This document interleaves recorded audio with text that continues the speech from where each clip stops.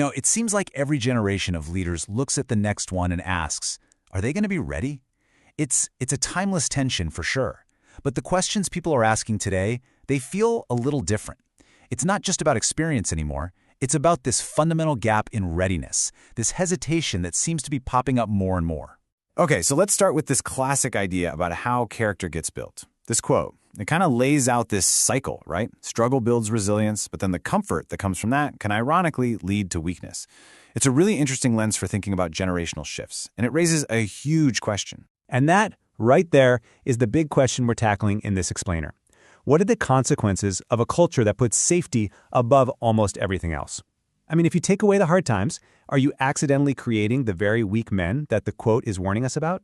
All right, so let's dig in and look at what experienced leaders are actually seeing out there on the ground. Is this just the usual kids these days grumbling, or is there something bigger going on here?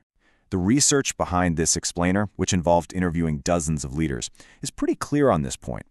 Senior leaders feel like there's a real disconnect. They see young people who are super talented, who have the calling, but they hesitate to step up. They struggle with basic leadership stuff that older generations just seem to figure out. So, to really get a handle on all this, it helps to have some kind of framework. Based on the work of Strauss and Howe, generations often fall into these repeating archetypes. You've got the boomers as the visionary prophets, Gen X as these pragmatic nomads, and so on. But the real insight here is in the pairings. Natural mentorship often skips a generation. You ever feel like you get your grandparents' generation more than your parents'? Well, this might be why. Okay, so to really get this leadership gap, we've got to understand the world that has shaped today's emerging leaders, a generation people are calling iGen or Gen Z. Check this out. Research from sociologist Jean Twing, it paints a really stark picture of what you might call delayed adulthood. Today's 18-year-olds are just way less likely to have a driver's license or a job, or even to have gone on a date than kids their age in the 90s. Twing's conclusion is that they're, in her words, willingly staying children for longer, which you can imagine has huge implications for their development. 6 hours. Just let that sink in for a second. 6 hours. According to the research, that's the average amount of time a member of iGen spends on their smartphone. Every single day. And look, this isn't just a simple trade-off. Those hours spent online are hours not spent learning how to read a room, how to get through an awkward conversation, or how to resolve a conflict in person. The result is a generation that, even though it's hyper-connected online, often lacks those deep relational skills, and that leads to way higher levels of anxiety. So all of this kind of funnels into this core concept called safetyism. It's this weird paradox of modern parenting, right? We basically bubble wrap our kids in the physical world, don't climb that tree, don't walk home alone, while leaving them completely exposed to the wild west of the online world. The result is a culture that teaches this deep, deep aversion to risk and discomfort. There's a fantastic analogy for this, the peanut allergy. For years, doctors told parents to keep kids away from peanuts. And what happened? Allergy rates went through the roof. It turns out the immune system needs those little exposures to build strength. Well, it's the exact same idea for character. By shielding young people from tiny setbacks, we might actually be preventing them from developing the resilience they need for the really big challenges. So, if avoiding all the hard stuff actually makes us weaker, then what makes us stronger? Well, the source material turns to this really powerful ancient metaphor for how leaders are developed. The wilderness. Now, we're not talking about a literal place with trees and stuff. It's a metaphor for a season of trial. I mean, think about the great leaders from history and scripture. Moses, David, even Jesus. Their most formative moments came from these intense periods of challenge. See, it's in the wilderness that your own strength runs out, and you're forced to rely on something bigger. And going through this wilderness teaches 3 absolutely essential lessons. First up, humility, where your pride just gets burned away to ash. Second, dependency, where all the opposition shows you who you really depend on. And finally, vision, where a purpose that's way bigger than you is forged in that fire. These aren't things you can learn in a classroom. You have to live them. Okay, so how in the world do we build a bridge between a generation that's been taught to crave safety and this wilderness that we know forges great leaders? The answer, according to all the research, is deeply relational.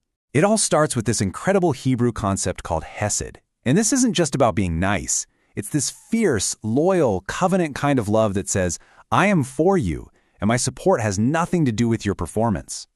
For a generation that's often paralyzed by a fear of failure, having a mentor show them this kind of love, Well, that's what creates the psychological safety to finally take a risk. Now, the interviews for this research turned up this really fascinating contradiction.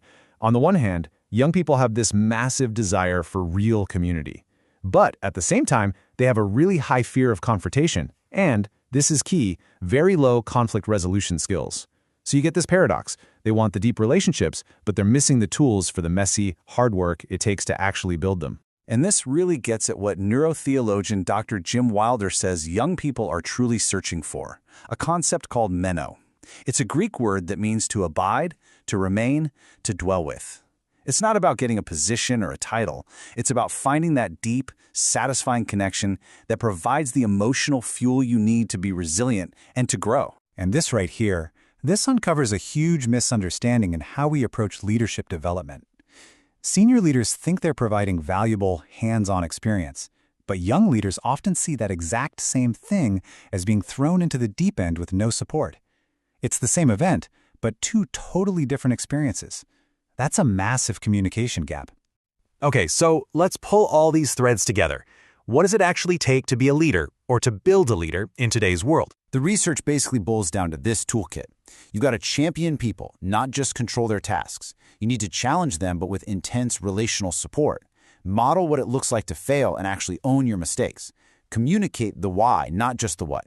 Build a community defined by that Hesed love. And create room for people to fail, as one leader put it, above the waterline, where a mistake is a learning opportunity, not a catastrophe that sinks the whole ship. So, when senior leaders were asked, hey, what do you actually look for? The answer was just overwhelming.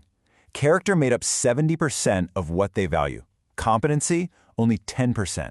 And their logic is super simple. You can teach someone a skill, but you can't teach them humility or integrity. The message is crystal clear. Who you are is so much more important than what you can do. And this quote from Van Jones just nails the shift in mindset that's needed. The goal isn't to create a perfectly comfortable space that eliminates any and all discomfort. The goal is to help build strong, resilient people who can handle the inevitable discomforts that come with life and with leadership. And so that leaves us with the central challenge, doesn't it? It's the paradox we all have to figure out. We know that character is forged in the fire of the wilderness.